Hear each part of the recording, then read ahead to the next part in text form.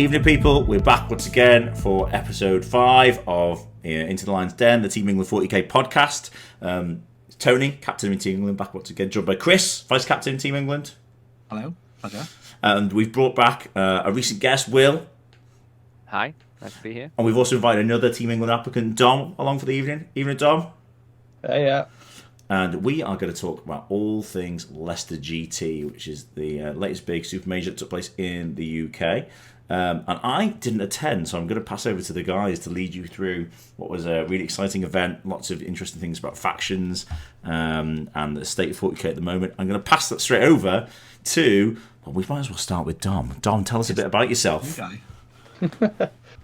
Hey, I'm Dom Maidlow. I'm a competitive 40k player, co-team captain of Mind Goblins, which is a relatively new 40k team, and we're trying to keep up with the rest of the savages out there.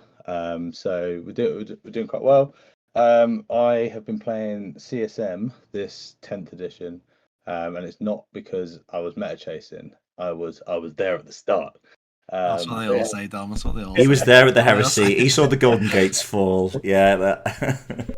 Yeah. But they're super strong at the moment, and I like just playing my flavour of it, because I just like to try and find like interesting builds that other people can kind of work off as well. And they kind of like this one kind of worked, and yeah, excited to be on this podcast.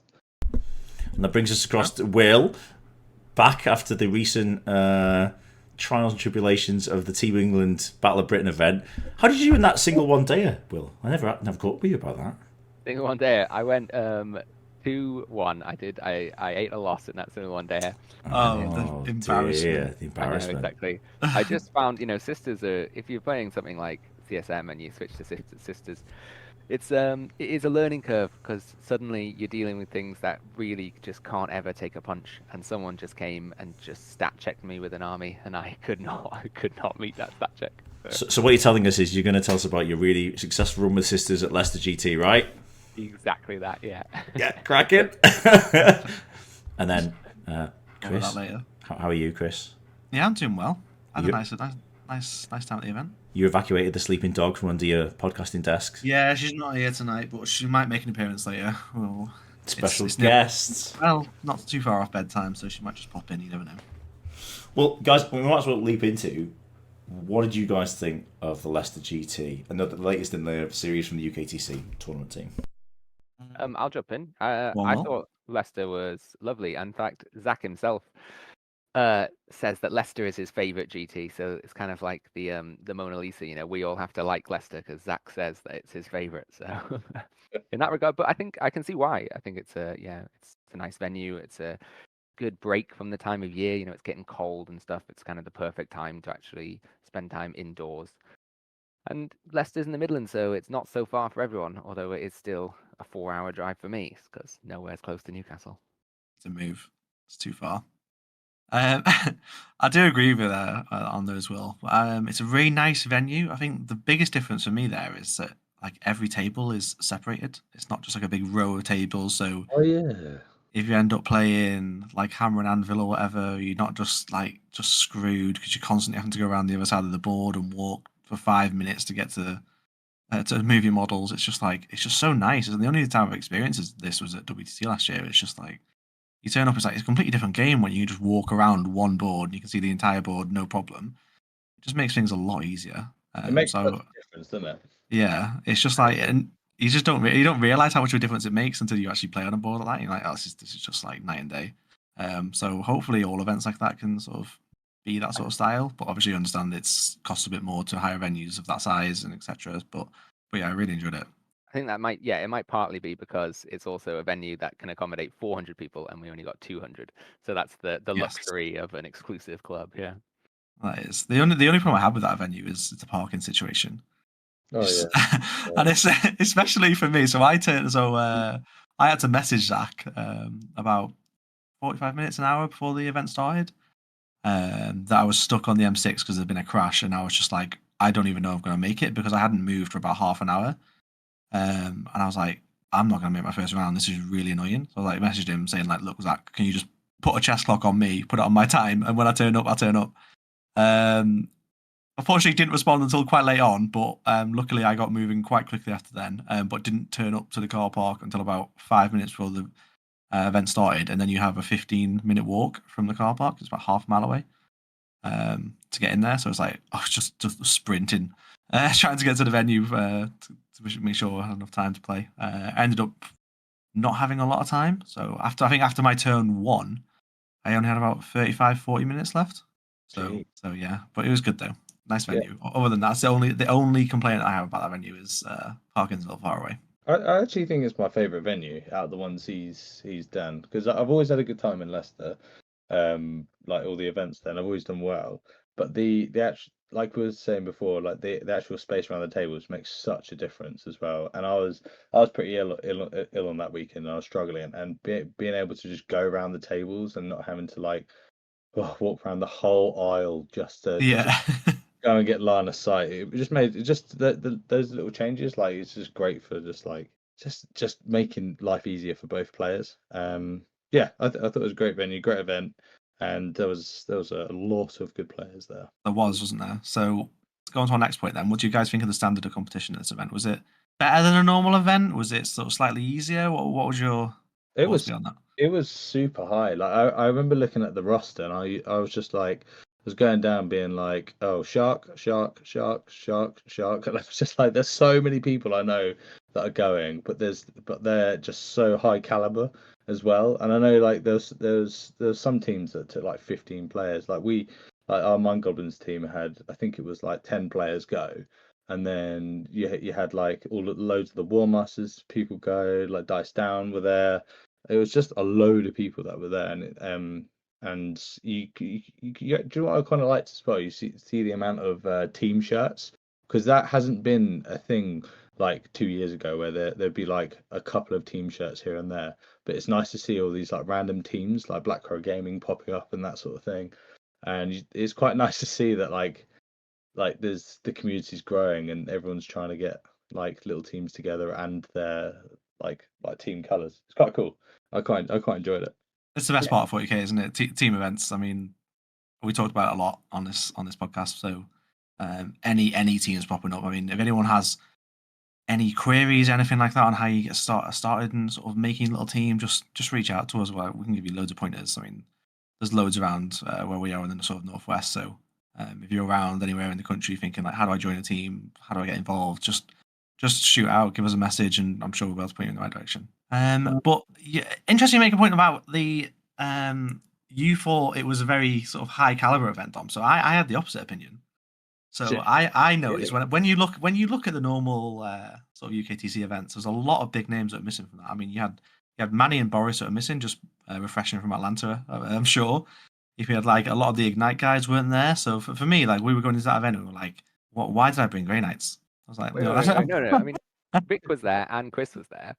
Yeah, but there was a lot of the big names missing. But I think in my opinion, I think it's kind of like there's always going to be some big names there, and sometime I feel like there were plenty there, but maybe they weren't the usual ones. So maybe, David Gale wasn't there, but Josh Roberts was there, and Manny wasn't there, but you were there, Chris, for example. I was there. I was not. I wouldn't say I was competing. I was prepping.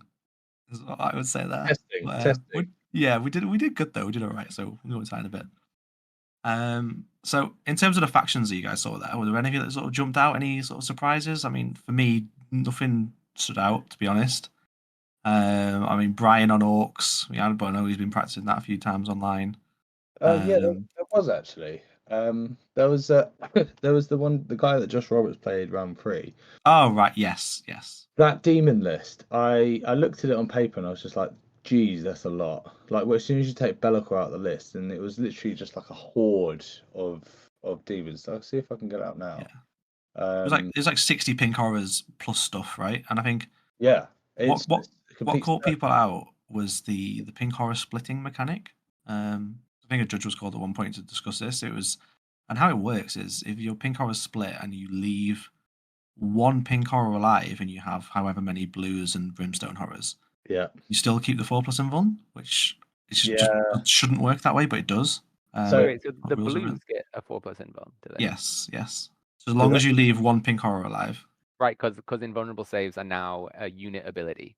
Yes. Yeah, I understand it. Yeah, it's interesting. It's like if they had a feel no pain, they would pass even though blues have a 5+ invuln, then brimstones have a 6+ invuln. Yes, yeah, exactly. but well, I guess you can kind of you can only assume that Games Workshop thought of this and factored it in to their points cost. Well, they've seen that firsthand now, so hopefully those little things might get tweaked.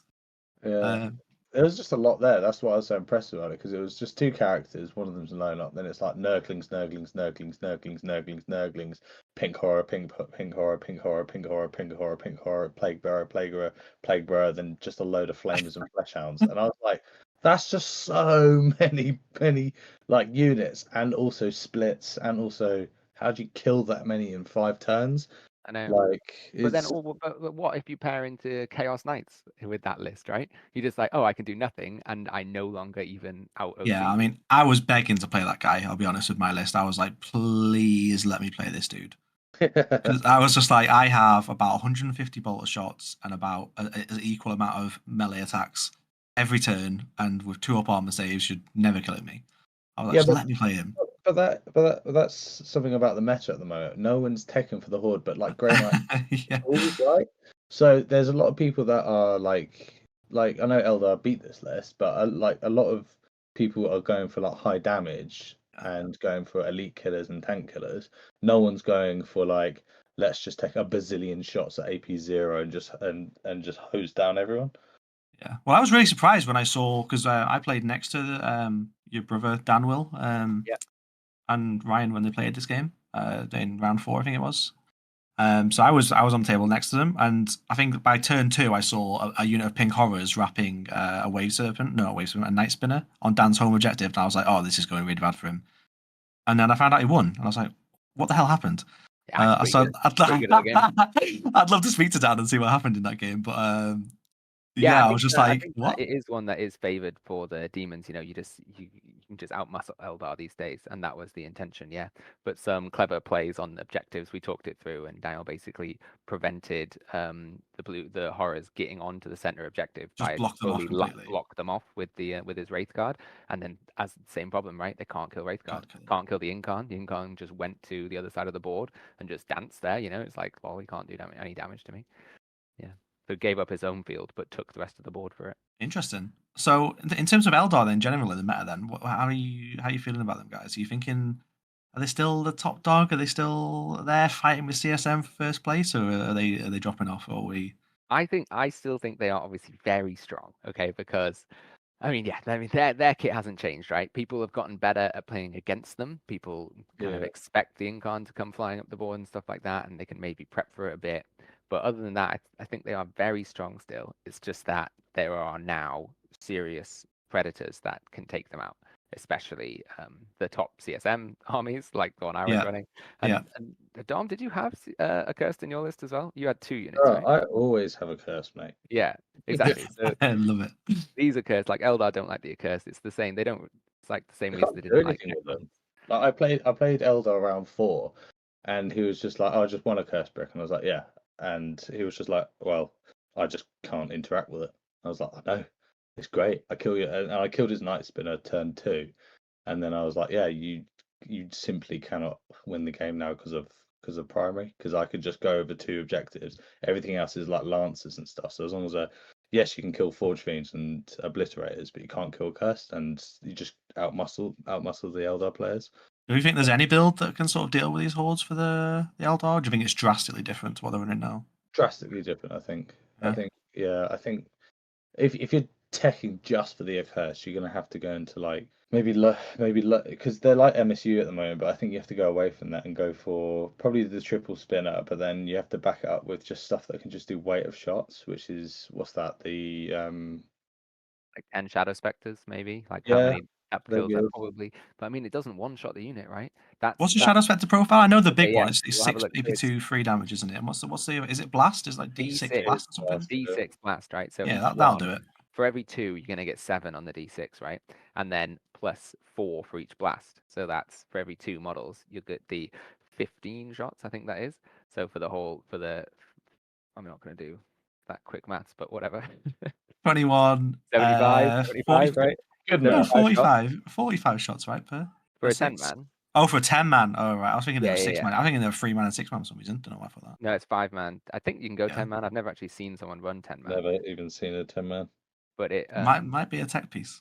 it helps them out because they have a built-in jump, shoot, jump. Yeah. So if you're putting one unit forward, and then you're shooting 18-inch range and then jumping back, that is outside of an accursed unit's threat range, so they can't really smack you back. So Yeah. it could be useful, but it's like question is then what you're giving up, and are you then hurting yourself in other matchups? So it's hard to know. My thoughts on it. I think Eldar are just boring, and I think a lot of the top players in the game have just shied away from them in the sort of last couple of events. And even though they've gone on to CSM, it's like, okay, we're probably bored of CSM now and moved on to other things. But I don't think they're gone at all. I think they're still going to be here. I think they still need a tweak, and I'm really hoping that GW see this. And even though they're dropping in win rate, they're dropping in win rate because people are fed up of playing them, I believe. Yeah, as opposed to they're being found out. They are still being found out, obviously, by a couple of certain builds, but there's the sort of general mechanics that they have in the army. It's just unbelievable. They're just having just 2 movement phases is it's the stupidly incarnate. powerful. I don't mind. I honestly don't mind everything else. Apart from the spinner's like ability to prevent your movement and that sort of thing. I hate that. But it's the Incon is just way too good. I'd slap another 100 on him. He just kills so much. I disagree. Dom's been touched in bad places by the Incon, I can tell. So many times. But it's basically all they have now, right? It's like you're talking about them being a boring faction, and I think that the Incarn is actually probably very fun to play with, right? Yeah, it's to play a great with. thing. Yeah. You can just be so dynamic with your game plans, and I think it's the spinners that are the problem. They're like the killjoys and Phantasm, obviously, but the spinners being like, your opponent doesn't get to do what they normally like to do, which is, run across the board really fast. It's like, no, you don't get to do that. And also, by the way, I'm going to hit you with an Incon whenever I want.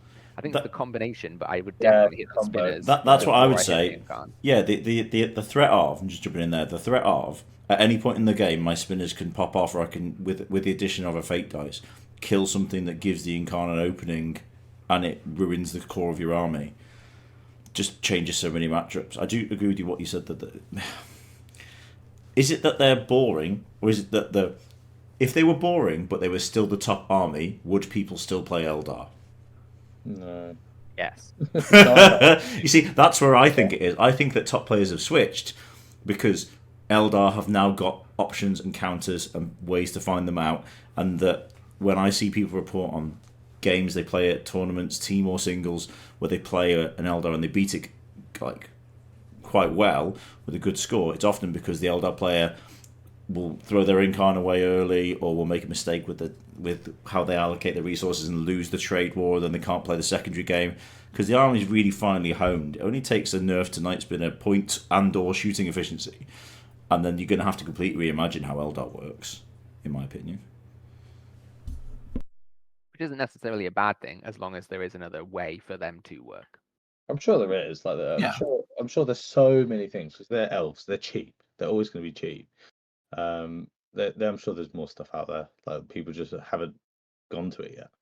They just need a little change in the new data slate that hopefully comes up in January, just to nerf some things that are a problem, like we spoke about, and then just buff some units, like like the Hound and Banshees, Striking Scorpions, that sort of thing. Yeah, the melee. Get the melee back on the board. Yeah, just give them a bit of a different playstyle, right? Well, not a different playstyle so much. Just give the units that just hit like wet. 30 Wraith Blades, yeah.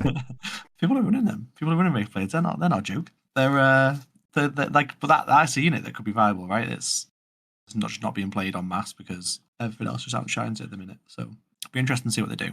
So Eldar on the down, but what about CSM? Will, Dom, what are you thinking? You're both playing this at the minute. Will, our sisters player, what's your opinion? Yeah, this is it.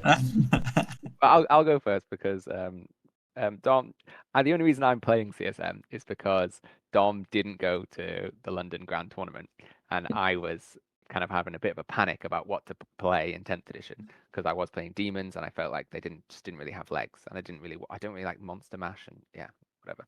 So anyway, I was having an identity crisis with my list, and Dom was like, well, think about CSM. They're chaos. You like playing chaos. Here we go. And I'm not going, so you can borrow my army.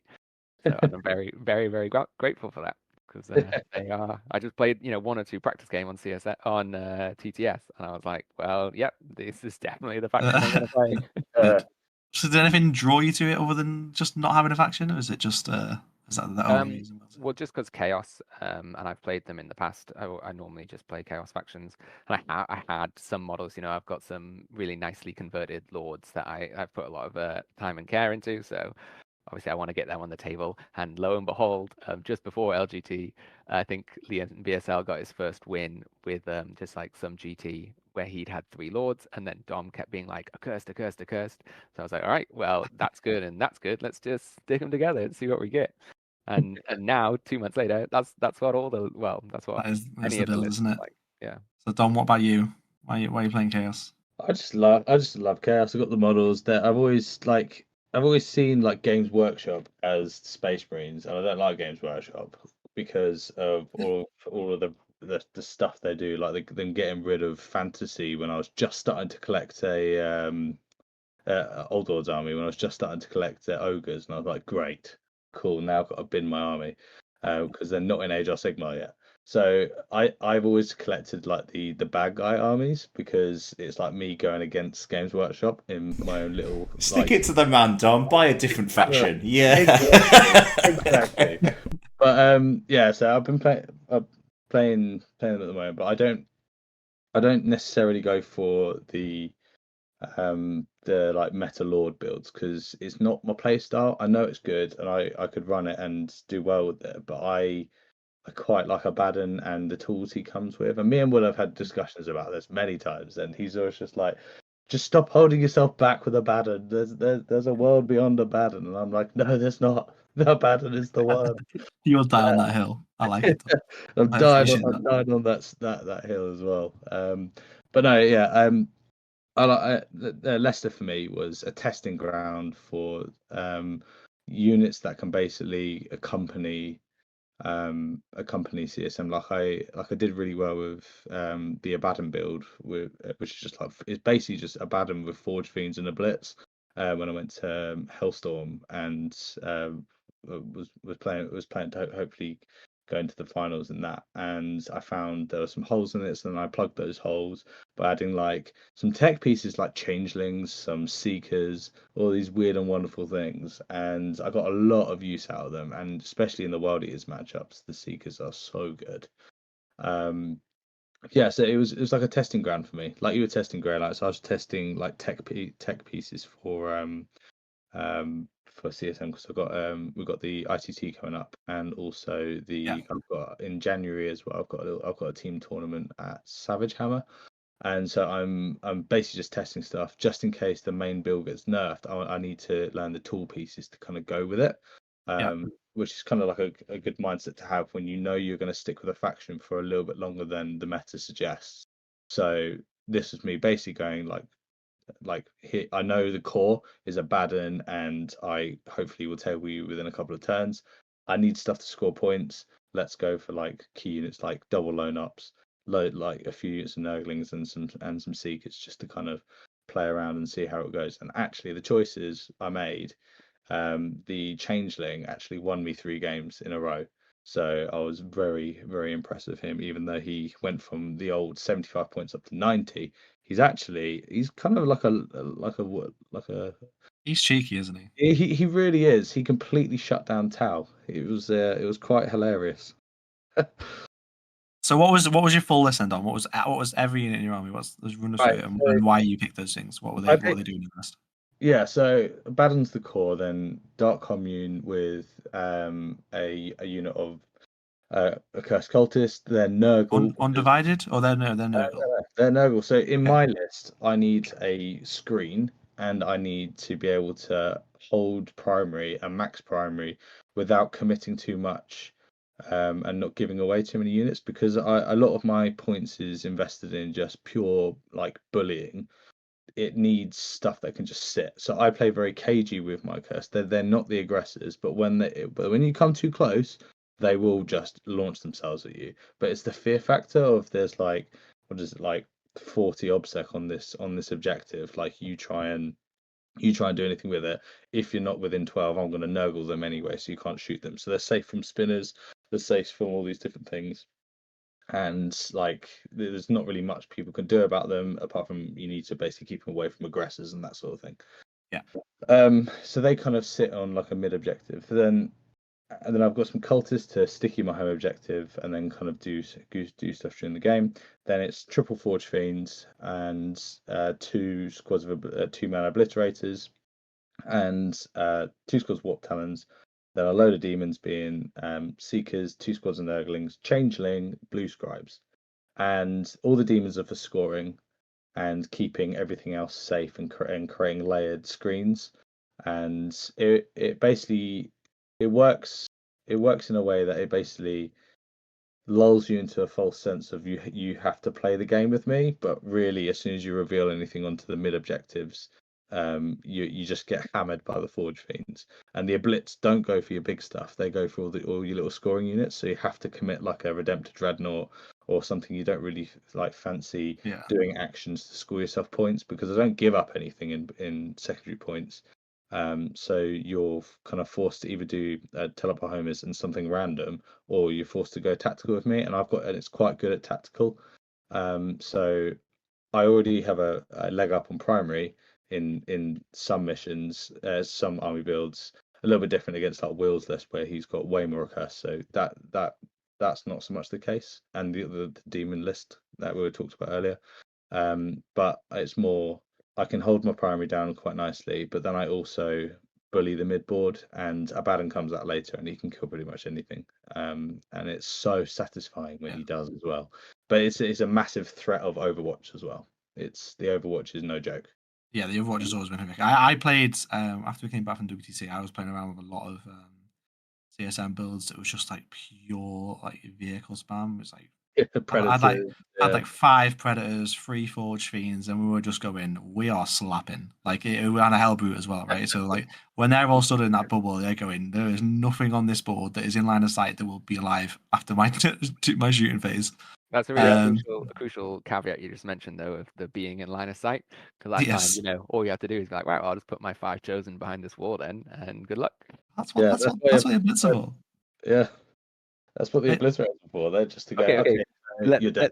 Not 5. Careful, boys, because we're chosen in a rhino behind a wall. Yeah, you're going to give Chris flashbacks to WTC, but there's a blitz that will get it done. Oh yeah, I mean I had 10 Blitz, so I meant to kill everything on the board, and they didn't. So yeah, let's skip over the Blitz. Yeah, but that's basically the list archetype. Is I'm comfortable with primary into every matchup, and it's the guns that really do the talking. And whilst you're worrying about the guns and Abaddon, it's I'm doing all my scoring as well, and so it's quite hard to kind of think about what do I stop first, because it's not just like one thing. It's like multiple different things are going on. I'm screening you, I'm blocking you, I'm scoring, and it's a big headache. That's the idea anyway. Before we go into the other list, is there a faction that you don't want to play with that list, or something that you go, oh, that's just a slog because of how the list works? Be it Votan, Tau Gunline, Eldar, CSM Mirror. I was happy with all CSM mirrors. I wasn't too keen on going into the Accursed build, but I have I definitely have options for it. I'd probably say Worldy is an Orc. Like if they go first, full pressure. But I do have the screens. But yeah, it was more like the pressure lists, because I can as long as I can keep you back and just blast you to pieces. That's kind of where I'm happy. It's really good into Eldar. So it was more the Orc pressure lists or World Eaters really. Next list. Who's next? Okay, yeah. Well, CSM trend. Yeah, sure. I'll keep it on the CSM so we can compare and contrast. Yeah, so like I said, I started my list from Dom pushing a curse at me, and I was running 2 units, and after the last tournament I played, I decided that what the list really needed, what it wanted to keep playing the way it was, or the way I was playing it, was a 3rd unit. So yeah, so we ran triple accursed with triple commune, 3 5-man chosens. I did not go for the 10-man. I think that they do the job just fine as a 5-man, keep it more MSU. And then each one's obviously got a lord in it. And then so that's 2 rhinos, 2 obviously to pile in 1 rhino, and then the other 5-man in their own car. And then that's basically all the CSM. No, it's not. You've got 2 Forge Fiends as well. So obviously that's already so much output just from 2 forge that you can basically match some of these other shooting armies with your 2 vehicles, especially because one of yours can't get shot back, which is obviously very useful. So then after that, we took some Demon Allies as well. I went away from the lone ops. I feel like I've already got the Nurgle strat, and I've got 1 Nurgle unit of Accursed, just like Dom, because I think it really opens up the game. You can do some good things with that, because often if your opponent does have a tool that can one-shot an Accursed Cultist unit, it normally doesn't want to do it within 12 inches. So you just like put that unit up, and if they do bring in, let's say, their Crisis Suit unit or something that shoots, and they have to be 12 inches away, then you can normally pick that up in response. So then you at least make it a trade, and then it's not going to be killing your other 2 units of Accursed as well. So I didn't get lone ops. I went for Celeste, the demon character, the Demon Prince Herald duo. She's just a great skirmishing piece. 125 points for something that can beat up scouts, beat up other small, unit of aspect warriors, things like this. She just attritions them down, and then also 2 units of Nurglings for the for scoring, tactical, and also for the World Eaters matchup, because I think they do a very similar job to the Seekers for a budget price. So obviously well for you, Will. Yeah, I did well. I'm happy with it. And were there any same question that Dom had already? Is there any matchups that you just like didn't want to play? Or you just like, oh god, this could go really badly? Or was it? Well, I'm Do you not gonna feel lie. confident to anything? I think this is the best list in the game right now, and Yeah. maybe it's a meta call, maybe that people aren't teching into it enough, but I just think it just has. It looks like it's a list that wants to just body you, right? Wants to just like walk across the board, and win the game that way. Just very straightforward.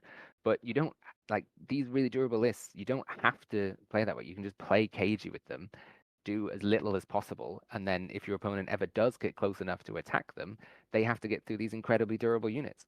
And yeah, I just think that it just puts your opponent in such a difficult position. I don't want to play against this unit. I mean, it's everything, right? The cultists in any army would be good, but the fact that you can give them lone op, and the fact that if you get close to a chaos army, you're going to get hit by all these lords. You're going to get hit by the forge. Very hard, yeah. Yeah, it's just the combination. It just means that I did not think that it had any bad matchups. So do you think that we keep alluding to a January data slate that started to be teased from GW? Do you think that it would take a big, because you've both got chaos? Do you think it would take a big dent to push chaos off the top army spot, or do you think it's just if a curse go up in points or lose something? Maybe the OC goes down, maybe the strat for Nurgles change it. Like, what does it take to knock that faction down a peg, or is it if they take a cursed out of the picture, they're unplayable, they're too many points, whatever it needs to be? Does that make that the army just won't function and everybody will switch to something else? What do you guys think? I think it'll be solved by points. I think you can solve these problems with points. I think, bump a cursed up. Also means so they only res in your command phase, tones down their ridiculous regeneration. It also stops you, resing isn't just good for getting models back, right? It's good for shenanigans. You can get extra movement. You can take your opponent's objectives away in their command phase. That's just annoying, right? Sure, res on and get yourself primary, but don't have it be an extra thing to deny primary as well. Yeah, that's a good step to nerf them. Other than that, I mean, the CSM, Chosen going up a bit to match their loyalist sort of counterparts was probably. I don't think the army doesn't need to go up much. If a curse go to OC1. Why would they go to OC1? No, I don't think that's right. I think because it's an error in the book. It's a blatant error. You think that's an error? Because cultists are OC1 and a curse cultists are OC2 when cultists are battle line. It makes no sense. It's clearly. You know what? I'd never thought about it. It's very wrong. So I feel like that'll be addressed in the battle line. If they were OC1, they'd be so much worse. Well, yeah, I think that's why they're meant to be OC1. I think it can be fixed quite easily, and I think it kind of fixes the top lists that are kind of like copy and pasted around. I think you bring lords from 70 to 90 points, and then now you're suddenly not running 3 lords. The chosen, you're bringing them from what are they, 110 to let's say 130, or not even that, like 120, just 10 points more, or maybe 15 points more. That alone sorts out a lot of lists. And then what you do is you bring the dark communes up and reduce you reduce the OC of the accursed, and that's all you do. I think that is the only fix you need to do. Yeah, I'd be happy with that if Yeah. if it's just a little bit of points like that. Yeah, I'll drop Celeste from the list. That'd be fine. Yeah, but like right now, CSM just have this extra little bit, you know. What about Forge Fiends though? Like Forge Fiends are too strong as well. No, they're not. They're fine. They're not fine. They're not fine. A 180 point unit that can come in and kill 300 points of marine bodies is not. That's not fine. Yeah, but that's not. That's not the Forge Fiend's fault. It's because it's got 3 weapons that are blast on it. It shouldn't have It is, that. yeah. It but should be it's just that, but also access to full rerolls to hit and wound, and the CSM deciding when to explode or lethal. Right? It's the whole package. Yeah. So the problems are so deep in the rule set that where do you pick? And if you pick all of them at once, then you're gonna, it's all gonna fall down. I don't think. Yeah, I personally think the only issue with Forge Fiends is blast. That's what makes. I think the thing they could hit is the Nurgle strap that lets you shroud those Forge Fiends, because then if you're trading that Forge Fiend for a big hit unit, maybe it stays the same. Maybe it goes up to 180, 190, but like I agree that the power on it is crazy. That with the right rolls, it can one shot anything in the game that's standing in the open. That's a pretty good unit. But then what else do they have though? Like what else does CSM have in shooting other than Terminators and Predators, and that's kind of it. Like the Vindicator's so swiggy, but like other than Forge Fiends, there isn't a shooting army. It's not a shooting army anymore, and then you just go back to being like a choppy build and a rush build. All of us real Chaos players are already playing choppy builds, so. I'm against it. No. God. Right, enough of this CSM nonsense. Let's talk about get a bit of purity in here. So, the list I took Grey Knights. Which wait. Tell the honest reason about why you took Grey Knights and your dismay. So obviously, if people have known me in the past, I am 100% Necron player. I love Necrons. So when I saw the detachment previews that came out, I think the week before, I was like, amazing. Necrons now get the Grey Knight detachment, which is teleport units around the board. Nonsense. Great. So I was like, okay, let's take Grey Knights. Grey Knights will be fun. This will be interesting. Because they're not a bad army. I wouldn't take a bad army to an event, but they're not good.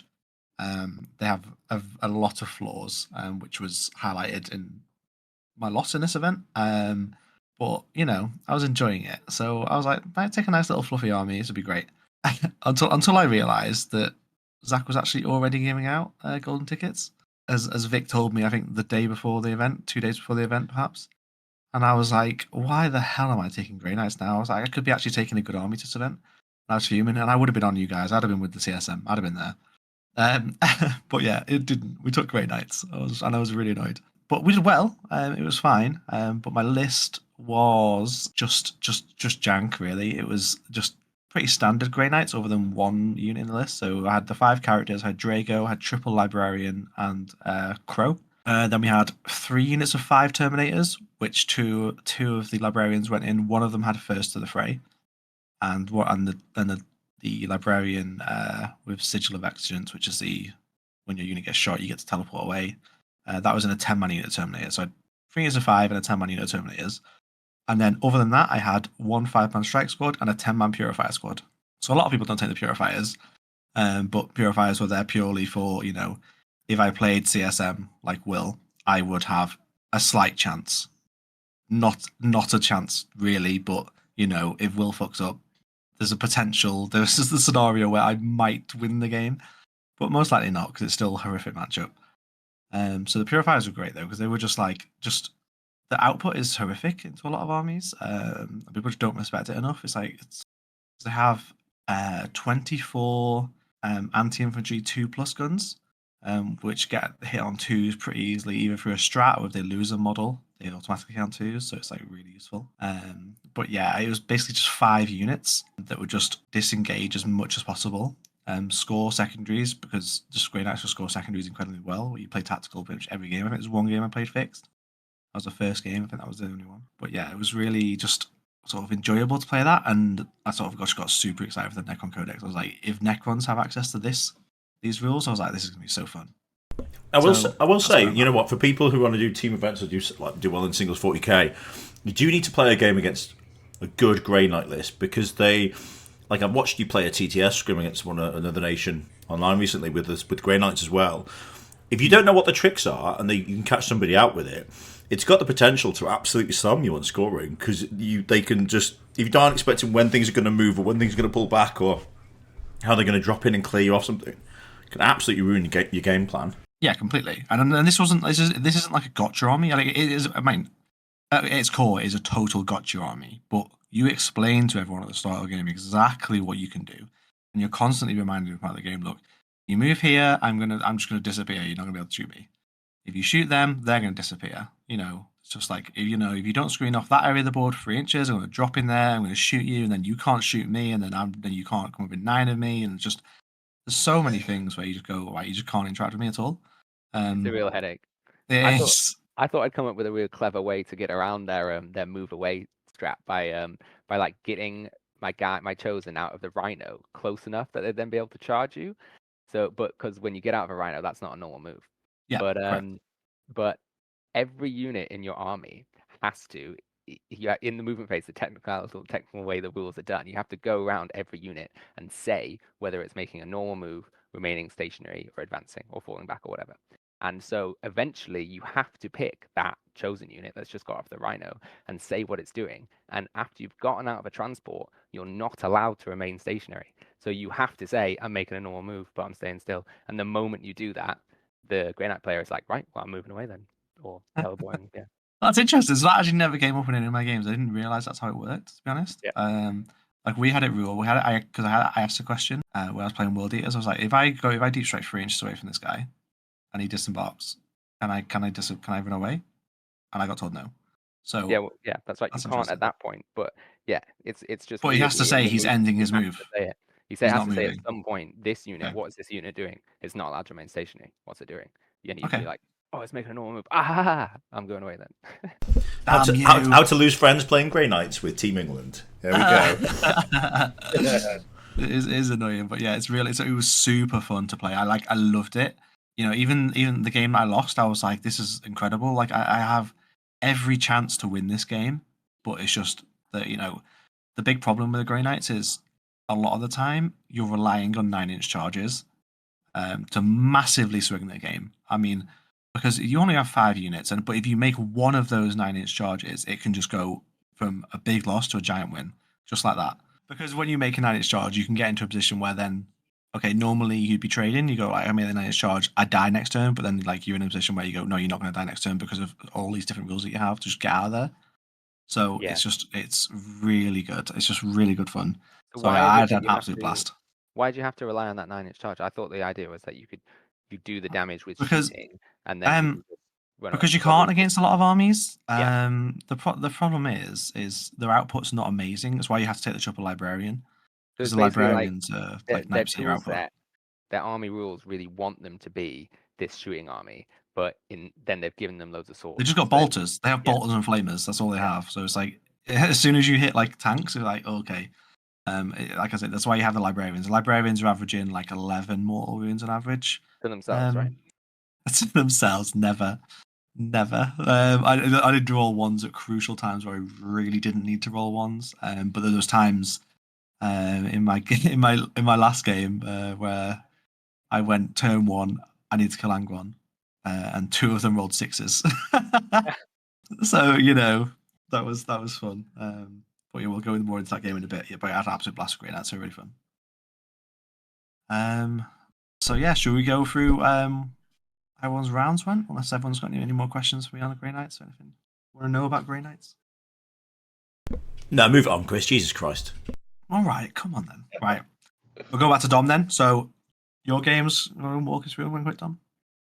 Yeah, sure. I always hate the first round pairings because you basically have like 2 days to game plan, and you message all your mates, and then you get a real good game plan. But then also that's also happening on the other side as well. Your opponent is also having 3 days prep. They've got their TTS loaded up. They're deploying their units. Exactly the same. And it's an army that I haven't had much practice into. So I was a little worried at first. The matchup was Tau, it was breaches and suits, and I basically on TTS just did the deployment the best I could of what he would do if he went first, and if he was playing for first turn or if he was playing for second turn. And in my head, I had the only way he could deploy, and then when I noticed him not doing that, I'd instantly relaxed, because then I kind of knew the game plan was in my favor. So that's also why I hate the first game, because if you miss something, you also panic a little in your head. But no, I basically for the first 2 rounds I had Tau back to back, and got to play next to you, Chris, as well, which was quite fun. I walked over, I was like, oh. But yeah, I played Tau twice, and the first matchup I was a little worried, just simply because I hadn't had the reps into it. But then soon realised that Forge Fiends really, really, really like Crisis suits, and Oh yeah, they slap, don't they? They just absolutely hammer them. But in both the games, they kind of went the same, where you kind of I used my indirect early with the Blitz, left them on the board, and just basically picked up the little scoring units was the mindset here. So yeah, that's what you do. Yeah. What I'm doing now, I'm not going to describe every single turn and how you play against the army. It's just a mindset of like early game, just to kind of get some tactics out there. But it's basically I use my blitz early on the board with a baton to basically pick up the scoring units. So then you'd have to use tetras, you'd have to use ghost kills and shadow sound, all these sorts of things to come up and get up close where I really want to be to get the angles, because in the early stages of the turns against Tau, it's hard to get the angles. And I was desperately trying to bring the suits out. And I actually found the game-winning piece. It was the last addition I added to my list, which was the Changeling, because I put him in weird places, which was forcing, because he's got a very good Overwatch with the Flame. I basically put him in spots where he'd have to interact with him, and he has special rules where basically he can basically it's just like the anti-Tau. Did you roll a 6? I did. I rolled a 6 3 turns in a row. You absolute animal. So he brought his suits down. I just went, nope. Oh, it was absolutely amazing. So But, the changing rule then, Dom, explain that one. So it's if you roll a dice on a 2 to 5, then -1 to hit, and then on a 6 they cannot shoot. Yep, Is that right? That's it. Yeah, they cannot shoot, and Oh. it's just nuts. And then when you also target him, you have to take a battle shock, and then if you fail the battle shock, something happens as well. You can't shoot him either, but you can shoot. You can shoot someone else. You can reselect. Yeah, exactly. And on the turn where he draws Assassinate, it was absolutely hilarious watching him trying to take out this Changeling and fail 4 battle shocks in a row. And it was just exactly how like you imagine the best case scenario could happen for a Changeling to pop off, and you're worth all your points for the rest of the event now. That basically happened in both the Tower games, and I was just over the moon with that. He didn't really do much the rest of the event, but that was enough for me to be like, yeah, you're fine. You've done your job. So that was fun. So yeah, I'll do the basically first 2 rounds. That was basically Tower. The game plan was kill all the little units and deploy teleport homers and bring it down, because bring it down is just handed to you, because you almost get half of it from them just blowing themselves up anyway. And teleport homers is super easy with my list, because I can do it like with my Nurglings, and do it with Seekers, all this sort of stuff, and I was desperately trying to get first turn charges off with the Seekers into his deployment zone, just to start tagging things, and it worked. You just draw him out. When he comes out, you Nurgle Forge Fiends. He's now got it all lined up. Then you suddenly pivot in your turn 2 Forge Fiends around the corner with a Baden rerolls and a Blitz firing at stuff. You just basically clean the little side of the border. And yeah, that was Tau. It was good. Both players are really nice to play, and they did not enjoy the Changeling. I can see why. Yeah. What was next? Next, so round 3 was I can't even remember what my round 3 was. Oh, that was it. Orcs. Oh yeah. This was one of the matchups I actually was I was ready for, but I was concerned that if he went to go first, got first turn, and I didn't get the correct deployment in the way I wanted it, then it would be a real it was a real uphill battle. But he deployed to go first. I instantly gulped and went, "Ooh, okay, this is not good." I had my screens all ready, so I was happy with that. I did make one mistake, which was I didn't put everything on the board. I did put a Forge Fiend outflank because that's just like muscle memory. You just put a Forge Fiend in outflank. Yeah, I have this. I conversate every time someone plays CSM and plays against Orcs. I'm like, don't put anything in reserves. Don't do it. Exactly. And as soon as I did it, I was like, damn it.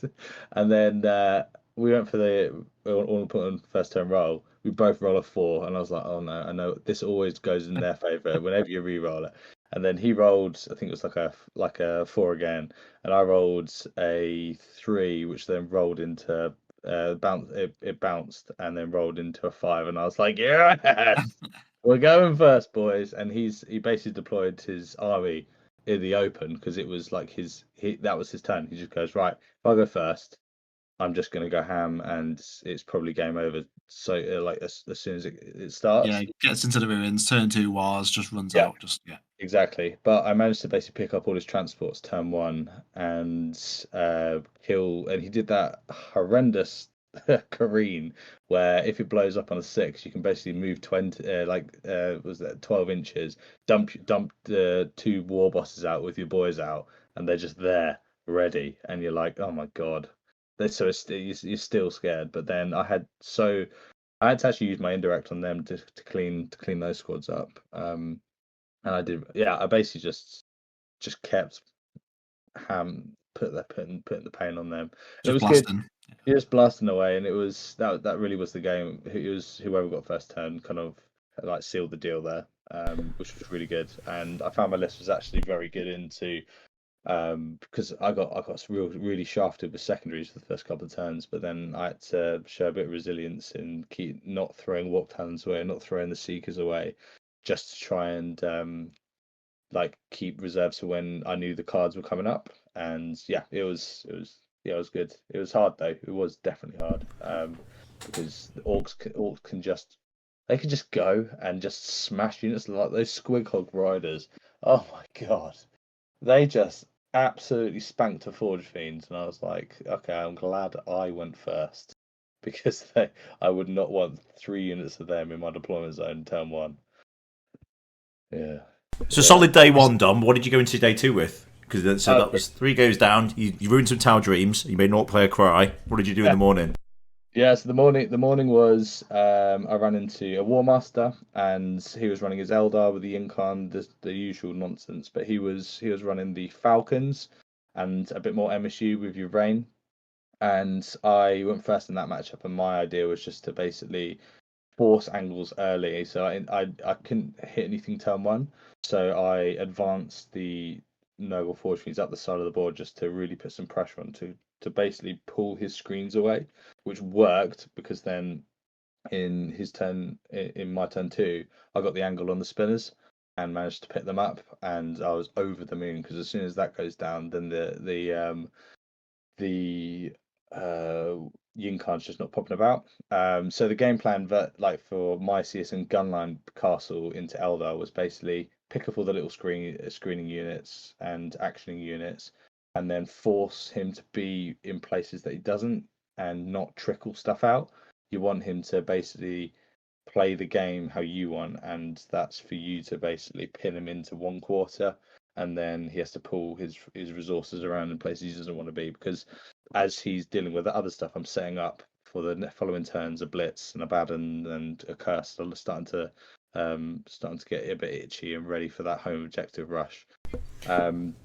But yeah, it was interesting in that game because I overwatched with some obliterators and rolled 5 shots with the melter shots onto, I think it was like a falcon, and then rolled 5 6s, and both of us just went, what? I was like, oh no.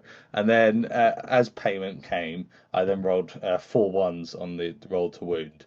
But I still got an immense roll through, which actually stopped one of his secondary plays getting his Falcon up, and then when it moves up, it dumps the dragons out, the dragons then kill a Forge Fiend, that old story. It stopped that. And it was definitely interesting, but I was gobsmacked at how brutal that Overwatch was in that phase. And I think in the turn before he moved some bikes up, and the Forge Fiend just went, nope, they're gone. See you later. I think I'm going back to what Will said. Forge Fiend's OP. Forge Fiend's OP. Yeah, Don't be giving you this the really balanced units BS. Oh yeah, all right then. Yeah. It was. I actually found the Blitz were the thing that really just hammered him. I got so lucky, and I had a couple of my teammates around the table at one point, and they were just like checking out after their games had finished, and I basically was hit the following turn after that Overwatch happened. He then moved another unit, and I did the exact same thing with getting like 5 6s, and then I re-rolled. It was the blast shots, and I re-rolled, and then got another, and I was like, oh my god, that's 8 6s which explode. Oh my god. And it was hard because it's Eldo and they're very tricks and they're always in the game. That's the thing to remember.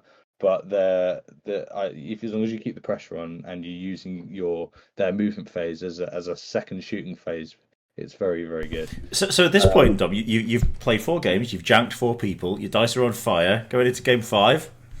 Yeah, going to game 5, and there's a caveat to all of this that I was on death's door with this.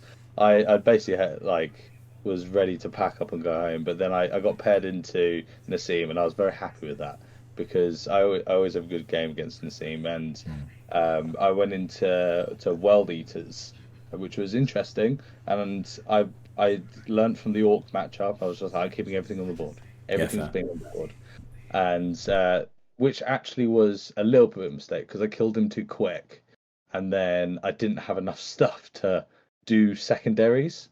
And because I had to trade and screen and block and everything like that with my things, that all my fast units were killed off in the early start parts of the game. Like, I think it was at the end of turn 2, I asked him how many units you got left, and he goes 2, and I was like, oh damn it, because I'd picked up the first couple of turns all of the action secondaries, and I knew all the killing secondaries were going to come later in the game, and the game deck came down to, I think it was like 4 points. And if I'd have got any of the I couldn't my army was too slow to do engage, which is mental. It's too slow to do engage. Like, it was just a blitz and a Baden walking about with some Forge Fiends, and I couldn't do that. I couldn't do behind enemy lines. Couldn't do kill stuff on objectives. Couldn't do get his objective. And I was like, wow, they're horrendous pulls for the last 2 turns. I've max primary, but I just cannot do the secondaries. So lesson learned with that is that I know the matchup well. I can table the world eaters relatively quickly, but you need to be a bit better with screening, because if I just had like one Warp Talon unit or maybe one unit of Nurglings more in reserve, like that just helps. But yeah, no, I was happy with the game. I saw it as a learning curve because I had all the tools to win that game and win it handsomely, but I just hadn't had the reps into that, and I thought it was going to be more like the Orc game.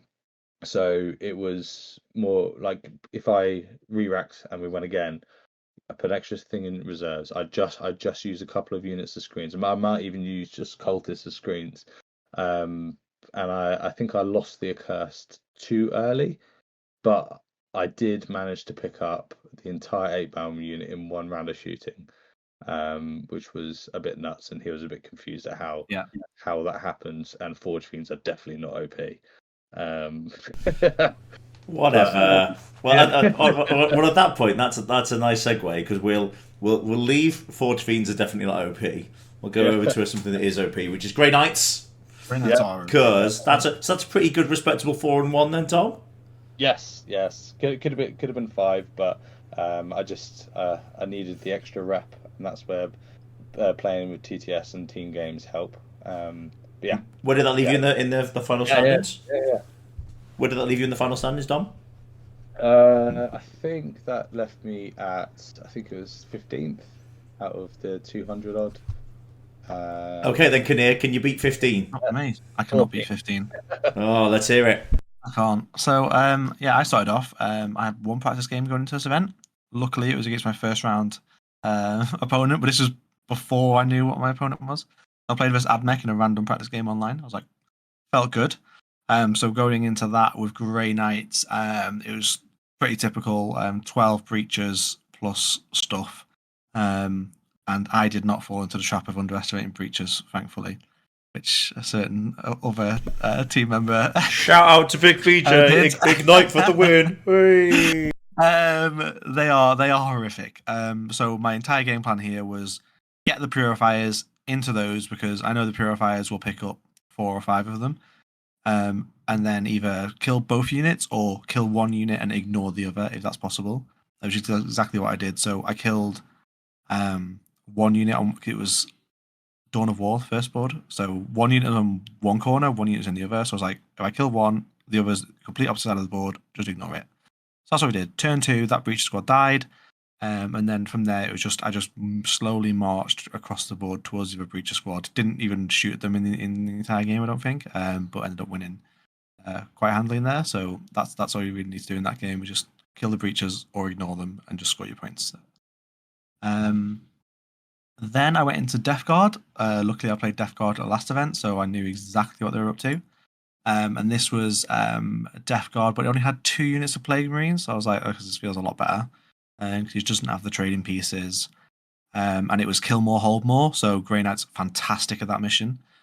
Because you will just never kill them unless they want you to. What did he have in place of those units then, Chris? What did he spend his points on? So he had, I think he had two 10-man bricks, and then he had 3 Plague Burst Crawlers, and he had some Brigands as well. And then there was some Terminators in there, so I think that's what made up the points. He had Brigands and Terminators instead of the rest of the Plague Marines, effectively. But my game plan here was just deny kills as much as possible. So turn 1, I deep struck my first of the Fray unit in, picked up a unit of Nurglings, and they were in a position that if he wanted to move out of his deployment zone at all, I could miss away, which is where the Grey Knight annoyance comes from. He either has the choice, he either sits there and shoots, doesn't move at all onto any objectives, and just gives me hold more, which I'm fine with, or he tries to tie the kill. And he decides to try and move out onto the objective, because if he doesn't, then the rest of the game he's just screwed because he has no staging. I can just do what I want. So yeah, he moves his rhino up, I miss away, I get kill more, and that's basically how the game goes. He just doesn't really move much out of his deployment zone because I keep just deep striking in places. I pick up like a 10-man Plague Marine unit between a Purified squad and a couple of Librarians. I make a charge onto a Plague Burst Crawler with Drago's unit, and then he's just screwed at that point. So that's a good win for me. Game 3? What was game 3? I can't remember now.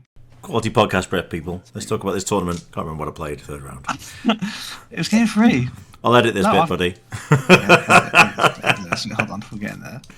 Round 3. I played Mark. Yeah, of course I played Mark. God, how do I forget this? So, Mark was playing Chaos Knights, and I turned up to this, and I was like, "Oh, this is horrific." I'm playing Grey Knights. My highest strength weapon is strength 6. I'm just not going to get through him. I just don't see how I can actually kill this many vehicles. Turns out Grey Knights kill them very easily. Between Librarians and lethal hits on the charge with all your Terminators, it's just absolutely you just tear through them. I was like, what is going on? I'm just obliterating him. I think by about turn 3, I think he had like 3 knights left in his back corner, and that was it. It was like turn 1, I went out and killed 1 carnivore. Like that was my focus in this game. Just kill the carnivores, because Brigands really don't do anything into Grey Knights. When you have 2-up armor saves everywhere and armor contempt, even when they're getting AP2 on their chain cannons, you go, cool, I've got cover, I've got armor contempt, I'm still got 2-up saves versus you. Your melters, you maybe get 1 through and you'll kill a Terminator. And then guess what? In my turn, I'm going to res that Terminator straight back. So the Brigands I just wasn't worried about at all. I was just scared of the flat 3 damage from the carnivores. So that was my entire game plan, just kill the carnivores as quickly as possible. And then I felt comfortable after that. So that's exactly what I did. I think I killed all the carnivores, barring maybe 1 by turn 2. I killed one. Yeah, I killed one turn 1, 2, and like a half turn 2. So yeah, turn 3 wasn't many left. So it went really well for me. That ended up being quite a big win. Mark did bounce a couple of times, so we'd like run in with a carnivore and then like kill them, and then like. But if you do the maths, they don't actually kill you that well. So it's like 6 attacks. You only get like 5 hits. They'll get like 4. Maybe say you get 5 runes.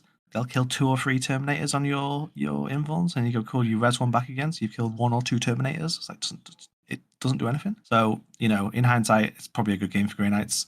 I like that one. It was really good to play that. So really interesting game.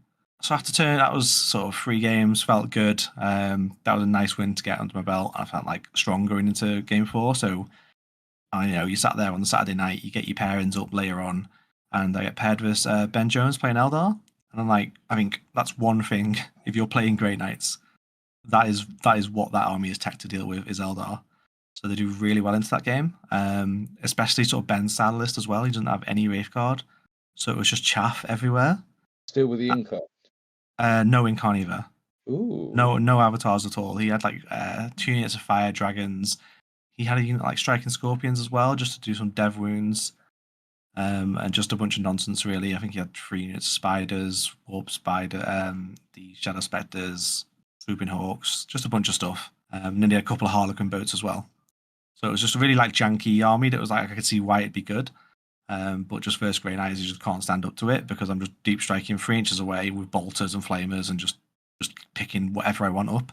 The librarians are crazy. Like a librarian will go in and just kill 5 models of whatever he wants to between his random shooting and his mortal wounds. So that was a really good game. So effectively that just came down to me just don't fuck up, just score my points. So that's what I did. I just focused on score my primaries, score my secondaries, and don't really care what he's doing, just kill what I can. So I ended up getting 100 points in that game. So that was a nice win. Solid.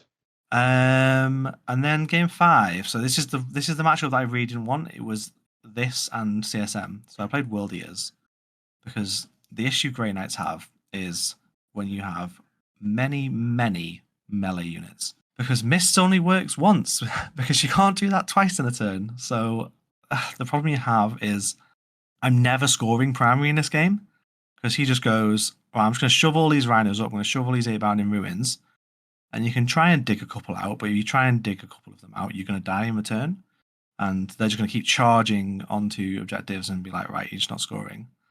And the worst happens in this game. Raf goes first, and it's on Search and Destroy as well, so it's a corner mission. So he's and I will say, Raf has recently played a lot of Grey Knights and played it for England at a team event. So of all the people to play, he wasn't going to make a mistake and go, "Oh, I forgot they did that." Exactly. So that was bad. So Raf goes first, puts Angron on one objective and covers it. Cool. Puts a Rhino on one objective, covers the entire objective. Cool. Puts a second Rhino on the other objective. And this is a 15 primary mission. So I'm like, okay, I can't take you off any of these. And you're just going to score 15 for probably 2 turns if I just sit here. So this is not good immediately. So I have to just make the ballsiest play if I want any chance to win this. So my plan is kill Angron turn 1 and hope he doesn't come back. That is the only way I see an out in this game. Is if he dies, I can kill the rest of the stuff very easily. I just need to get a little, not with my army, on average he does die, but I did get a little lucky, so I'll go into that. So I teleport 3 units of Terminators and the Purifier Squad. I put the Purifier Squad 3 inches away from him and a unit of 8-bound, so that, I can just blast either of them. Fortunately, my first Librarian rolls a 6. Brilliant. So when you roll a 6 with Librarian, it does 2d6 mortal wounds. I didn't roll mega high though. I rolled 6, but then I rolled another 6 and did I think 7. So it was like a lot of output. He did have a feel no pain, but between the 3 librarians and the Terminator shooting, they died, which then allowed me to shoot the purifiers into a 3-man 8-bound unit and pick them up. So I felt pretty good at this point. Unfortunately, Raf had other plans. Goes to Raf's turn 2. I'm like, cool. I'd wrapped a Rhino in the middle so he couldn't get a 10-man Berserker squad out, and I felt like, this is going all right. Okay, I'm totally safe. All my Terminators, my Purifiers are completely safe because I've done this wrap. So he moves out with 6-man 8-bound unit, kills that strike squad, and because he killed the strike squad, allows him to use the stratagem to roll his 8-bound, his whatever they're called, the corn rule. I don't know what it is. They roll 8 dice, whatever that chart's called, and he rolls a 666. Yes. So I kill Langro on turn 1. He comes back turn 2 at the worst possible time because now he can rapid ingress in my turn. So I was like, oh, this is awful. I still had a chance in this game. I still had a chance. Even with Angron coming back, I was like, oh, right, I've had a good shot. I've cleared him out of one flank. So, I'm like, I come in, I pull Capture Enemy Outpost.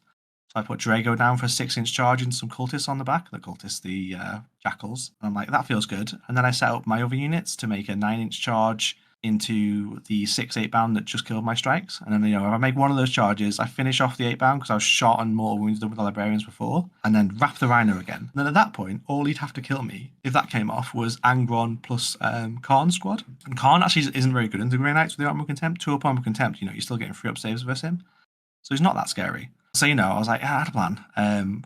But it just went, this way it went just severely tits up. And this is what I mean by you're relying on 9-inch charges. First charge you do is Drago. You do a 6-inch charge, fail it. All right, that's what you save your TP for. Fail it again. I'm like, oh, come on. So that is Capture Enemy Outpost gone. That's 5 more primary for him. And that's me never scoring 5 primary on his own objective. Because I would have just sat there the rest of the game then. And then I could proceed to fail all my other 9-inch charges into the middle. Oh. And so at that point, you needed Dom to roll some dice for you there, Chris, because it was game over. It was just I was done because at that point, then I get charged by 8 bound. I get charged by the 10 berserkers I wanted to wrap again in the Rhino, and I get charged by Angron and Kharn, and yeah, it's bad. So it was just game over at that point. But I was really happy with the way that I played it. I was like, I knew this was a bad game. I had an out, and I played for it. It just didn't pull off. But that's dice. That's the way it goes. But Raph played it really well and knew exactly what to do. Just do what you do against Grey Knights, right? You just cover the objectives and go, right, you can't deep strike 3 inches away from me, take me off the objectives. And you do struggle, but... Well, it sounds like you had 3 big wins, and then...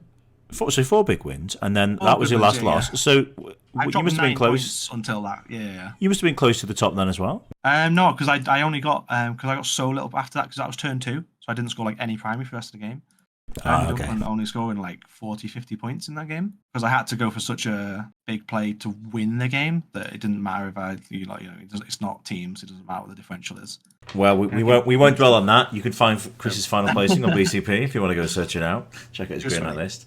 That brings us all the way around to Will. Yeah. How did you do with your sisters' battle in this event, Will? Oh, sorry, CSM because your sisters weren't ready. Well, luckily, I didn't own all my sisters. Oh, yeah, that's what it was. Yeah, sorry, man. It's tough times. Although, coincidentally, I also don't own this army that I was playing. I believe so, yeah. Manny lent his army. I was going to borrow Manny's, but he lent his to Josh Roberts, who was also at the event. And obviously, Dom here was playing his Accursed, so I had to scrounge some Accursed from one of my brother's teammates. So I was very happy to finally pick one up, because obviously they did very well. So give us the journey of the scrounged Accursed. Yeah, so I started off with Custodes, and this can be a bit rough at times because they have the fights first on all their units. But so really, I went into it kind of challenging myself to work out the best ways to put into practice. I already knew kind of how to get around these things. Like you put one unit on one side of the unit, the other unit on the other side of the unit. So then, even though they fight first, their attacks get split. They're not going to pick up all your chosen. So these are the kind of ways to get around it.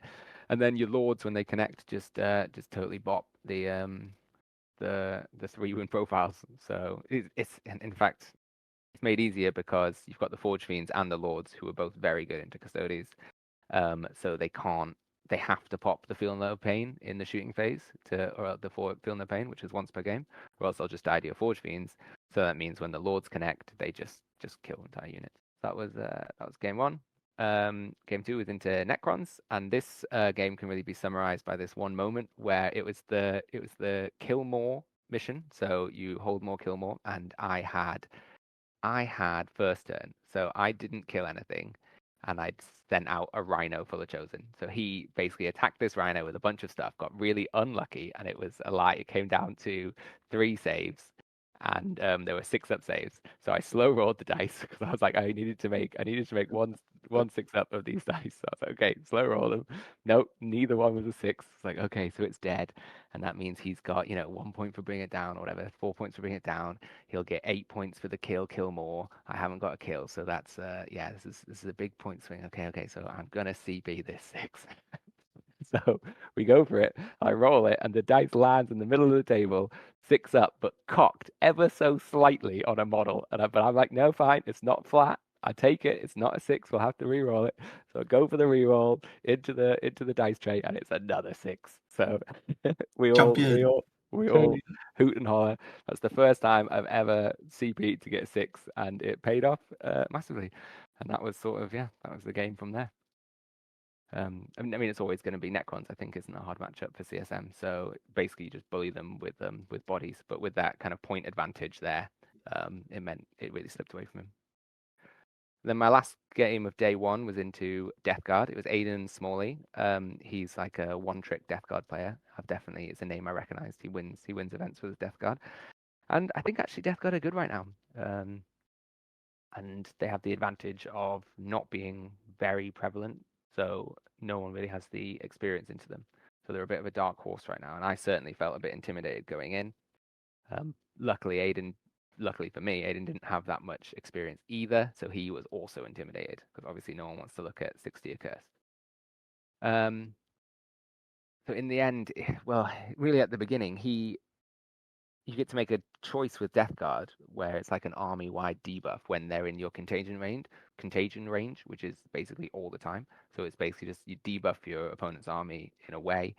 And he had a choice between turning down my weapon skill, so making those accursed hit on 5 space, which is really bad, or making my OC one less. So then it puts the accursed down to 1 OC instead of 2.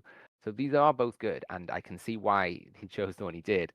It's because he chose to reduce my OC, and that's because I'd taken Cleanse and Homers. So he felt like if he could fight for the objectives a bit better, it would deny some of my cleanses, and he wouldn't have to just kill me.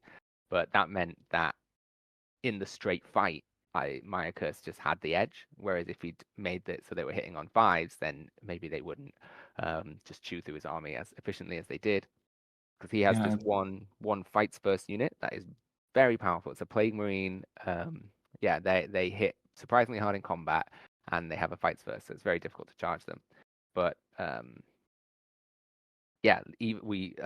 in the end, I did do all this jank to get into it by charging a Rhino that was like quite far away, but that's just a cursed thing. So you can like charge a Rhino and put some cultists into it, and then 12 to 15 inches away, you've strung out these cultists, and your torments, the ones who actually hit hard in combat, swing round in an arc and actually hit the thing they want to hit. So I did all that, and he forgot to intervene. But then afterwards, we rolled it out, and it turns out that he would only have done enough damage to kill all my small cultists, and then the torments would have gone on to do what they did do, which was wipe that unit. So we didn't really change the game, but now I learned that actually you don't always have to do really janky things. Sometimes you can just punch the opponent in the face with your accursed. Like in that game, you 100% take the -1 weapon skill. Yeah, you do. Because yeah. you combine that with the -1 damage into those accursed, and they do literally nothing to you. Yeah. So it's And obviously, if you've got a Nurgling nearby, then the accursed. You hit on 5s or 6s if you haven't activated. If I haven't done my once per game activation. Yeah, that's right. Yeah, it's horrible. Yeah, I think that was a mistake. It was just obviously it was a bit intimidated, a bit nervous, and it's an easy mistake to make when you don't have the practice game in a matchup. He felt like he was creatively problem solving, and just quite very easily made the wrong choice. And he himself knew it was the wrong choice by turn 2, I think. Yeah. So that was another win. That was the end of day 1, and then over the night I drew into Eldar, my first Eldar opponent. And this is someone, he recently won the Goonhammer Open, so I felt like he's going to be a competent player. He was a really lovely guy. I really enjoyed this game, but we kind of both knew how this one was going to go. This is like the classic triple spinners, a few aspect warriors, and the Incarn. Maybe it was only double spinner, but they just don't have the output to kill 3 units of accursed. And this is kind of why I put the 3rd unit in, because a good Eldar player will be able to kill you off a section of the board. He'll be able to take down one of the accursed, but he can't. He just doesn't then. doesn't have enough gas in the tank. So what I do in this matchup, I've learned, is I'll just trade really inefficiently with all my pieces that aren't accursed. So I'll send like a chosen unit with a lord in it just to go kill 5 aspect warriors if they give me the chance, or to take out the way leaper, the Autarch way leaper. If I can kill him twice, but if not, that's probably going to mean on a 2 if he gets up anyway. That's fine. I'll put my chosen into that because I just know that if you get them down to the point where they've got their Wraith Guard, their Incarn, and 3 Night Spinners. That's whatever 1,000 points of their army, maybe a bit more than 1,000 points of their army left. It's that 1,000 points is so inefficient into the accursed that they end up losing on primary anyway. Do you find that the Eldar player finds himself on the back foot when you do stuff like that? When you're actually throwing stuff that might look like it's crazy with a bad trade, but then at the end they're like, "Oh, that's actually really bad for me." Do you find that you catch them out, or? Yeah, I think that there's a lot of Eldar players have learned to hunt Chaos Lords, because since LGT, they feel they're obviously very powerful into the Wraith Guard and things like this. So it's almost like you're collaboratively getting these Chaos Lords out into the open to be killed. Like they try and do some weird rap with their warp spiders, and they'll trade 5 warp spiders and manage to kill my Rhino and then my lord, my one lord inside. I'm like, I was just gonna go send that lord out to kill those warp spiders anyway. But thanks for bringing the warp spiders to me. I'll just pick them up with this other thing. So it's almost like both players work towards the same goal, which is good for the accursed. So you just end up winning on primary, and so that took you through 4 pretty good games, and that left you in the 5th game with Chris Radford's Marines. Yes, Chris Radford, yeah, a competent player, and he was also, luckily for me, playing a list that he hasn't played that many reps on. He told me. So he said he played 1 practice game with the list on TTS before the event, and he said that he played it into my list. So I was like, good, but then also, no, you have actually played the practice game. He also said he's obviously very honest in his practice games, because when I play practice games, I definitely make my opponent a bit worse than they normally would be, I think. So, but he was like, so he wouldn't tell me who won the practice game when it was him versus him. So I felt that probably meant either he's being really sly and he won it easily with the Marines, or the accursed list is difficult for him to deal with. So I didn't want to assume, but I thought maybe. And his is a twist on the John Lennon recent list from the World Champs, but he's taken out the Eradicators and put in Whirlwinds, which obviously gives him lots of play into Marine Mirrors, Eldar, lots of things.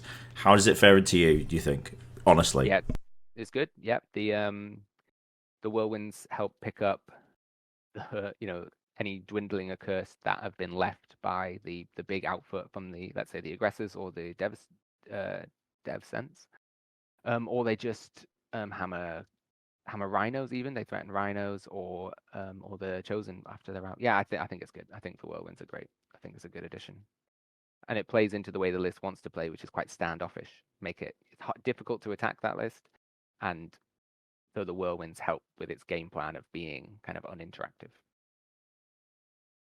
So in this one, I kind of decided to play a bit cagey. It was one where you can get 15 points for primary, which is actually rarer these days than it has been in the past. So that's good for me. So basically, I just plan to hold the middle objective with my Nurgle cultists, because then, as I mentioned earlier, if he wants to kill those Nurgle cultists with his dev sense, which will, it'll almost pick up the whole unit in one go. To do that, he'll have to drop in 12 inches away. And then even if he rolls a 6 to move away when I try and charge him, I'm still going to be close enough that that's probably only a 6-inch charge because of the kickback from, let's say, the chosen. So what you do in that situation, what I did was I put my accursed just poking out onto the middle objective, where there's a wall right behind it, and then in that wall, almost as far forward as the accursed, I had 10 chosen and 2 lords. So that's like ready to explode out if he wants to hit those Nurgle accursed, sorry. So Chris felt himself in a bit of a checkmate position here, or checked at least. So tried to break his way out by getting very aggressive with all of his Inceptus, which are like the plasma dudes, who are very good at killing. I hate them. They're very good at killing chosen, but not. They're decent at killing chosen, but they're not amazing. He's not going to wipe my entire army with 12 of them.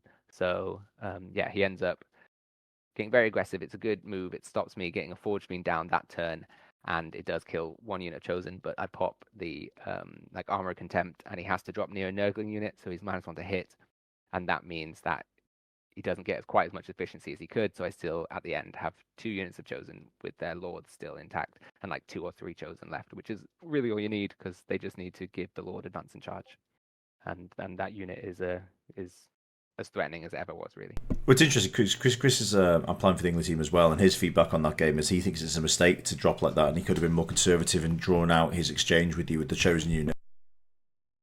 Yeah, I think that's right. I think that, but that being said, it would have been a different game. I'm not sure how much.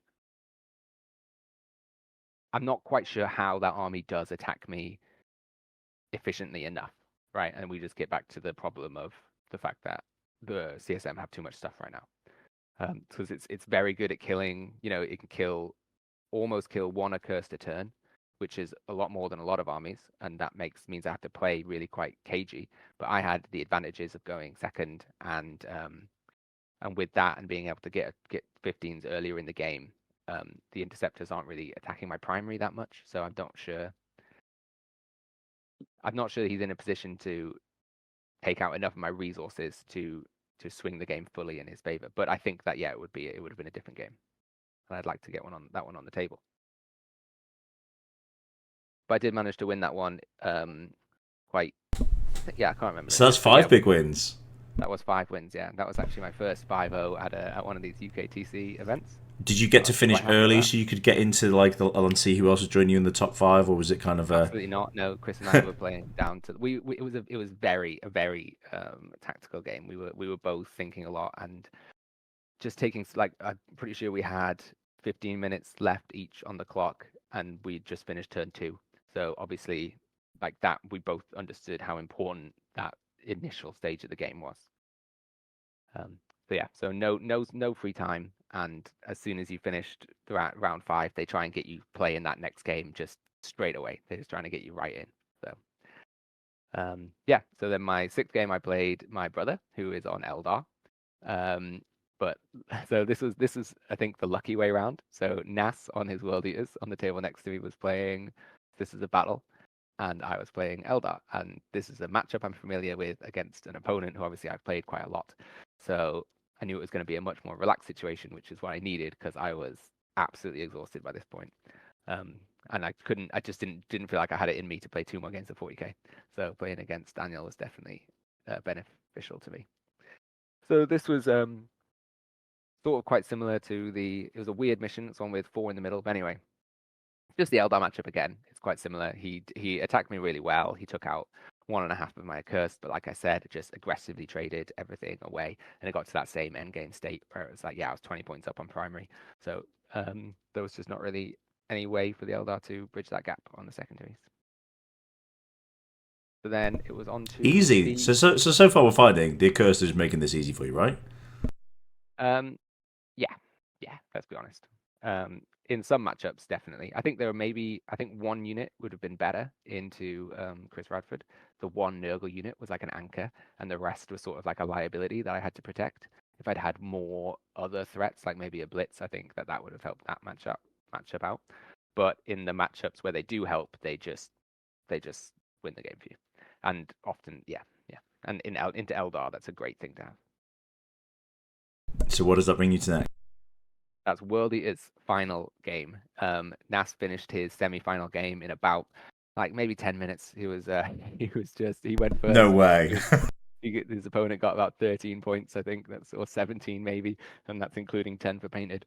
So it was a devastation. And I think Nas had gone first 6 out of 6 times at that point. So going into the 7th game, I definitely deployed, thinking I'd probably go second, which I think actually low-key I wanted to go second into World Eaters, which is maybe a strange thing to say, but I think that my deployment was good enough that I wanted Nas to see if Nas would make the mistake of attacking me. He did not, but so I just deployed a very good line of accursed, and then 4 inches back you have the rest of your stuff, your juicy stuff that's going to do the damage, and you make sure that your accursed is in 2 ranks, so that Angron can't come and land nicely in that 4-inch gap. And yeah, so that almost happened, but luckily I caught it at the last second.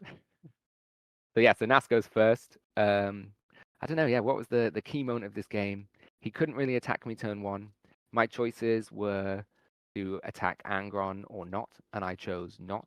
I think that's basically always the right choice when you have something else to kill, because it's just such a loss condition for him to come back, and he comes back 50% of the games. So yeah, I think that if you have the room, kill 8-bound before you kill Angron. That means Angron takes his just like pound of flesh isn't really enough, you know. He takes a quarter of your army every time he activates or something. So you have to he's gonna kill at least a unit a turn. So you hemorrhage your own army, and you just have to make sure that you're making the World Eaters bleed at the same time. And by the end of the game, after a very back and forth fight, I think I had one solitary chosen on one objective, and Celeste on another objective, and a unit of Accursed almost strung on all the way from his home objective to my home objective, as giving a wide berth as possible to the middle objective where Angron was standing. And then Nas also had 2 rhinos, one on his home field and one on my objective, and that was all that was left on the board. So if you'd been forced to go first in that game, do you think that would have been harder for you to pull the win out? It's hard to know. It would have given Nas the last activation, which is good. It's the mission where you score 5 primary per objective at the end. Indeed, yeah. So yeah, so at the end of the game, I scored 15 and he scored 10. It wasn't a 5-point game though, so if that had been reversed, it would still have been my game. Is that true? No, it wouldn't. No. Yeah, it would have been as simple as if he'd got 15 at the end, I would have lost. It was an 8-point game. Yeah. There you go. But that's not to say that he would have been able to do that had he gone first, because the Accursed, he can't take away my objectives with a Rhino when I have Accursed on them, right? Because he could. So if it was the same end of game pieces, then I think he would have still struggled to score more than 10. But yeah, I think that I don't know. I had a plan. You basically just, however you deployed, you just move that up however far the first unit advances. You know, you roll the advance roll on that Nurgle unit, and if they get like a 4, then you're like, great, I've got the same defensive deployment, but 10 inches further forward. Now it's your go, World Eaters. You know, I'm coming for you. You're in my threat range now. I've got melee too, you know. So it's hard to know, but I did enjoy Nas having one less turn to do damage. So that is undefeated. That is undefeated. Beating the whole field, showing us just how OP those Forge Fiends are. That's right. Congratulations. I did want to back up what Dom said. I did also kill all of Nas's 6. His 6-man exalted 8-bound. My Nurgle Forge Fiend activated, killed, I think did 2 wounds to 1. And I was like, oh my god, I've lost the game. And then my Undivided activated with the 4 rerolls and killed all 6. Get them off. Yeah, totally balanced unit. Yeah. That's what we're seeing there, boys. Well, congratulations on your big win. Is that I don't know, Will. Is that a big first UKTC big tournament win? Absolutely, yes. I'm very, very proud. It's my first super major win. Yeah, I've come second at RTTs for a long time now, and so I've only won 1 RTT, I've won 1 GT, and now I've won a super major. Big jump. Pretty happy. Well done, Will, mate. Well done. Well played. Thank you. Good job, man. So where, after that amazing finish, does that leave you? A CSM, are you done with them now? Are the Accursed finished, or are they your beloved and you're actually going to sink a load of money into it and see if you actually can own the army? Where does it leave you? Yeah, I'm not going to buy the army, I don't think. Definitely not before these January changes come in. I think that might be throwing good money after bad.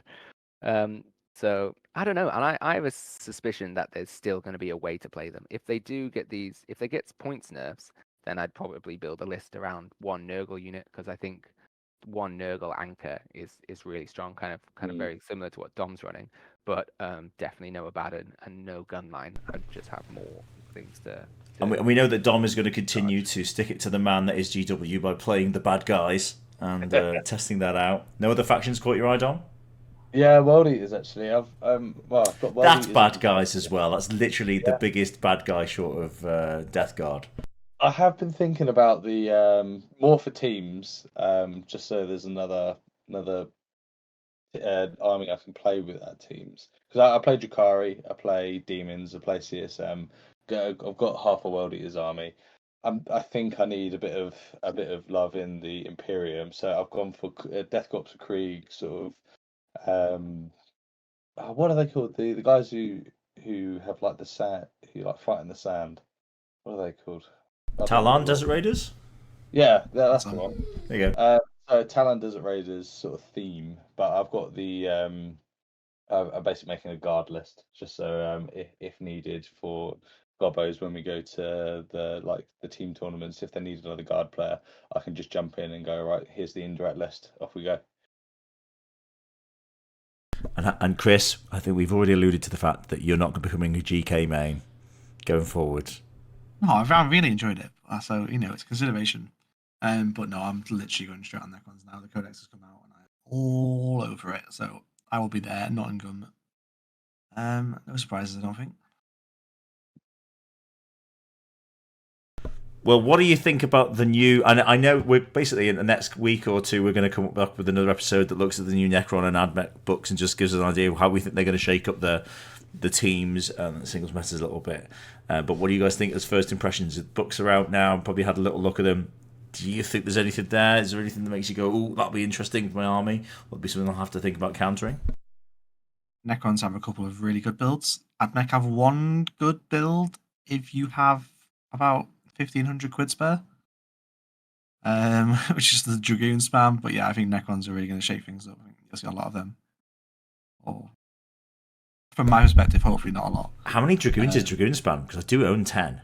Oh, like every single one you can take. You mean 18? I only need to borrow 8 more. 18? No, it's more because it's 27 because you get the Giselle ones as well as like a separate data sheet, right? I forgot about them. Yeah, okay. Yeah, so you get 27 because they're just really cheap for their wounds and toughness. Effectively, that's it. So you just spam that and run at people. Go, can you kill me? Yeah, I think start building AdMech walkers out of bits of sprue. It's happening now. Yeah, no, very, very excited for Necron. So hopefully we'll be able to go over my list before Nottingham. We might do a podcast on that. See what we're taking there. Ooh, well, yeah, indeed. Well, I do have a lot of AdMech, but I'm probably going to stick with my Marines for the moment and just get them out and keep testing the interesting spot where they are at the moment. I think demeching CSM is a big problem. There was a brief point where he's on to date bound and getting a Rhino, but thankfully that got sorted. Less of that said, the better, I think.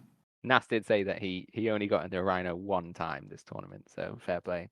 Yeah, I think he did. He might have played the indirect list and possibly put them in, but we'll leave that, that terrible accusation for another day. Next time we get Nazar. Well, Judge, thank you very much for coming in, running us through your Leicester GT experience. It's really useful. Congratulations to all three of you for a good run. But Will, first big UKTC major. Congratulations.